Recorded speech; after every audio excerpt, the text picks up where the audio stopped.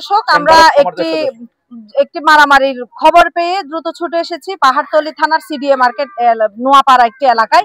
এখানে এসে আমরা জানতে পেরেছি যে পাহাড়তলী থানা যুব দলের সাবেক সাধারণ সম্পাদক আনোয়ার নামে এক সাবেক যুগ্ম আহ্বায়ক আনোয়ার নামে এক ব্যক্তি, তিনি এখানে আহত হয়েছেন।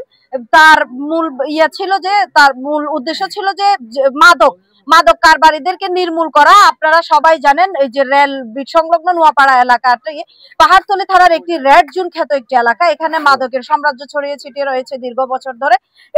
এটি দীর্ঘ বছর অনেকে চেষ্টা করে ওই মাদক কারবারিদেরকে কেউ প্রতিহত করতে পারেনি, কিন্তু যখন আনোয়ার নামে এই ব্যক্তি সহ তার সাথে কিছু এখানে স্থানীয় ব্যবসায়ীরা, কিছু সমাজসেবক, তিনি পাহাড়তলী থানার সিটিজেন ফোরামে আছেন বলে আমরা জানতে পেরেছি।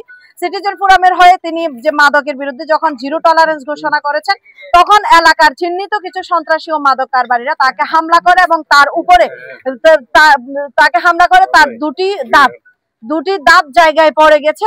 আমরা এখন কথা বলবো সেই যে ভুক্তভোগী আনোয়ারের সাথে।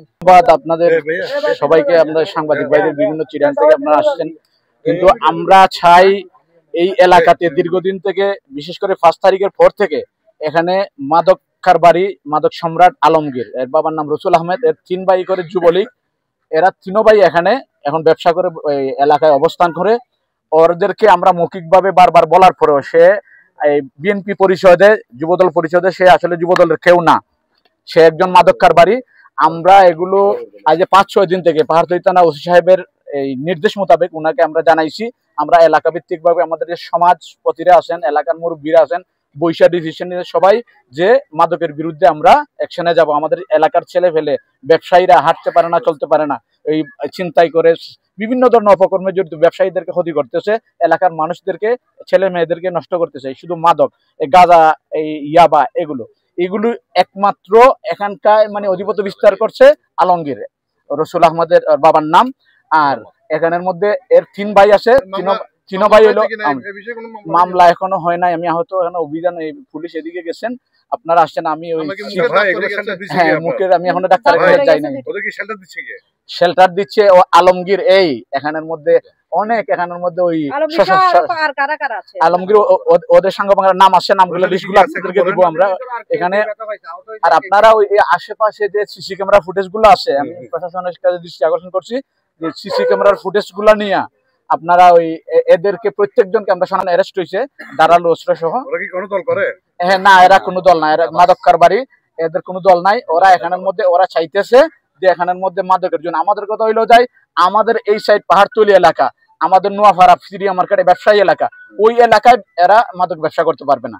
এটা হইলো আমাদের। আমরা এতে যদি জীবনও যায় মাদকদের বিরুদ্ধে, ওদের বিরুদ্ধে যদি আমার লড়তে যায়, যদি আমার জীবনও যায়, আমি দ্বিধা করবো না। ও গতকালকে ওরা বৈঠক করে সরাই দিতে পারে, তাইলে এখানে ওদের আর পথের খাটা নাই, তাইলে ওরা ব্যবসা প্রায় 1 ঘন্টার মতো হয় এখানের মধ্যে। মানে এরা দফায় মামলা করবেন? হ্যাঁ, অবশ্যই মামলা করবো। মাদক ঘটনাস্থল এই জায়গায়, এই যে আপনার পাহাড়তলী সিডিএ মার্কেট সংলগ্ন রেল লাইন বস্তি এলাকা, এখানে। আপনি এখানে কিসে কি আছেন? আমি 9 নং ওয়ার্ড কৃষক দলের সহসভাপতি। কৃষক দলের সহসভাপতি। আপনাদের উপর হামলা করছে কে? এখানকার আলমগীর। কি জন্য হামলাটা, কি জন্য? মাদক বিরোধীর জন্য অভিযান, মাদকের প্রতিবাদ করছে, মাদক ব্যবসায়ীর বিরুদ্ধে প্রতিবাদ করছে। আপনি সহ আরো কয়জন আহত হয়েছেন? আপনি কি মামলা করবেন? আমরা বেশ কিছুদিন ধরে, আমি আবার সিটিজেন ফোরামের সদস্য পাহাড়তলী থানা। এই মাদকের বিরুদ্ধে একজন মাদক ব্যাপারী মাদক সহ ধরছে, নাম বলেন। ধরার পরে যাকে ধরছে আমি চিনি না,